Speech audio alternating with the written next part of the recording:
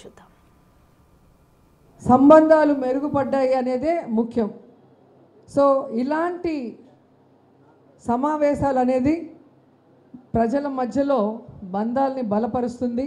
And ఇలాంటి గొప్ప వ్యక్తుల గురించి వారితో ప్రయాణం చేసిన పెద్దలు చెబుతున్నప్పుడు అది మనకి బాధ్యతను పెంచుతుంది.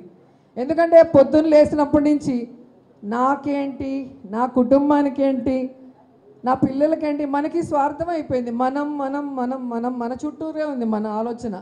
ఇలాంటి సమావేశాలకు వచ్చినప్పుడు ఇమాం గారు లాంటి గొప్ప వ్యక్తుల గురించి మనం తెలుసుకున్నప్పుడు మనం ఎంత వెనకబడిపోయాం, మనం సమాజం కోసం ఏం చేసాం, సమాజం మనకి ఏమి ఇచ్చిందని ప్రశ్నించినప్పుడు సమాజానికి మనం ఏం చేసామనేది కూడా మనం ఆలోచించే విధంగా ఈరోజు మన ఆలోచనలు మారుతాయి, మనకి బాధ్యత వస్తుంది. కాబట్టి ఇలాంటి గొప్ప సమావేశాన్ని ఏర్పాటు చేసినందుకు ముఖ్యంగా మా అధ్యక్షులు భూమన కరుణాకర్ రెడ్డి గారికి పాదాభివందనాలు చేస్తున్నాను.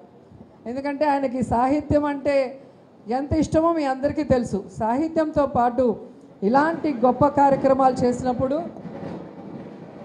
ఎంతోమందికి ఇన్స్పిరేషన్గా ఉంటుందని మరొకసారి ఇలాంటి కార్యక్రమాలు ఏదున్నా కూడా పిలవాలని మనస్ఫూర్తిగా కోరుకుంటున్నాను.